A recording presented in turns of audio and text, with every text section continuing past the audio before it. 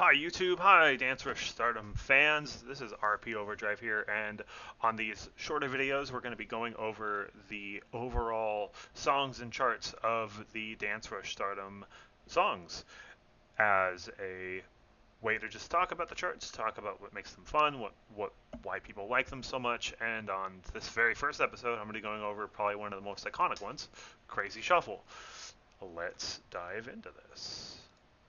Oops, did I close it? Nope, here we go. We're going to dive into this right now.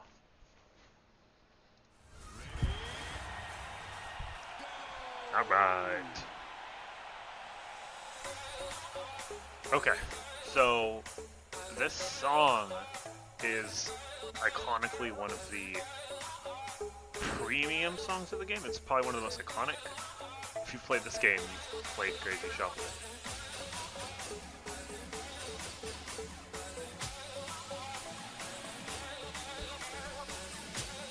Right here, the beat's drop.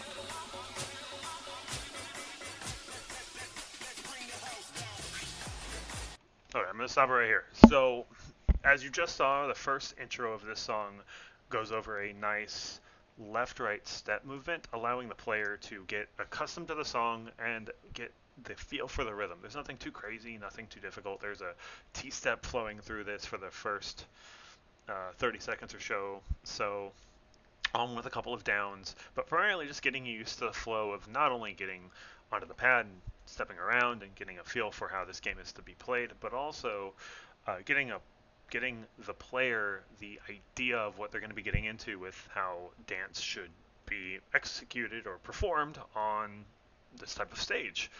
Now, as we get into the running mans, we get into a section where it's a lot more energy as the bass has just officially dropped.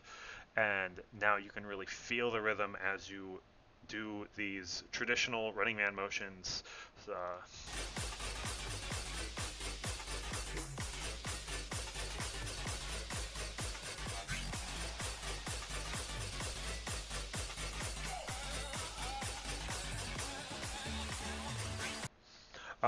If you didn't notice this already, each of those sections was in groups of 8, which is commonly done in rhythm games to because when we are listening to music, we like repetition and we like patterns, and in most charts or most songs, not just with music but with these types of games themselves, they're in 4 beats. They're in groups of 1, 2, 3, 4, which is your normal section of any song.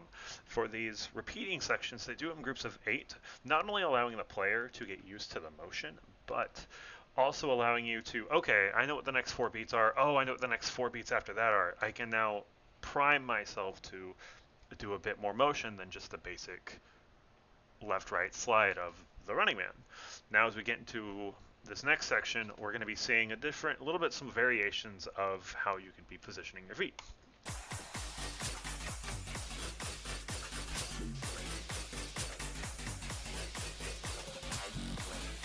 T-step there and another T-step.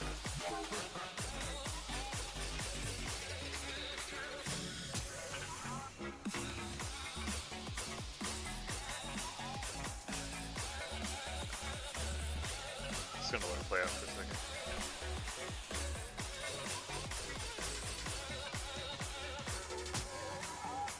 All right, I'm going to stop it right there.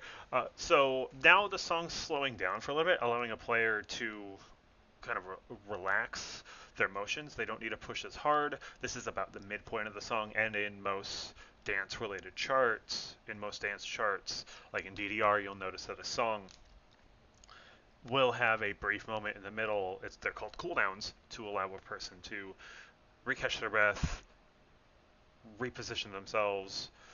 You'll notice this, as I mentioned earlier in Dance Dance Revolution, for a lot of the harder songs as well, where there'll be a strong intro, or the build-up, a strong intro, and then a few beats of slowdown and relaxation to allow the player to recuperate and replan their motion.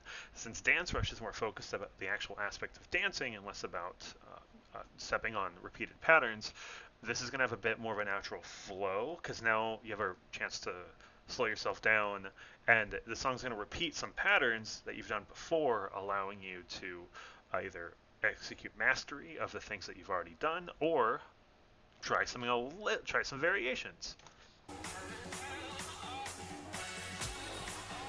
And this song does a really good job with this too, with the countdown. It tells you.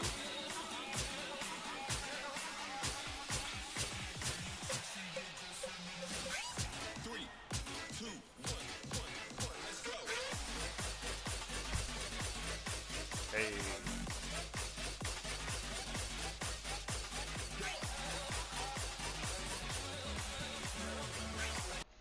So as we get to the end of the song, we're almost approaching 2 minutes now. The song, instead of doing running mans, which we've done plenty of already for the entire song, does these one-footed slides to build up a new skill, to build up a new sliding method with your foot, where instead of you doing front to back motions, a front to back motion with your foot, you're executing a kind of a diagonal slide to perform these weird looking box shape. And it's something that doesn't really feel natural unless you've done it a couple times. I don't think this song does a very good job of executing this properly. I think this could have been another Running Man section or some like basic T steps, because that's something you're not really introduced to much in this song. As for a level 9 difficulty, this is kind of an advanced movement that's hard to do much on, because you have to genuinely think about it, because your foot doesn't naturally slide left and right unless you force it. So it's a very unnatural movement.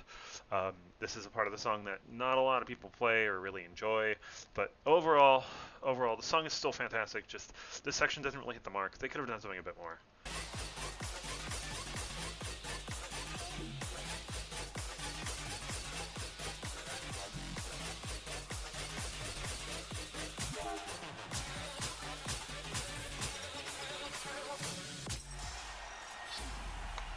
All right, that's Crazy Shuffle.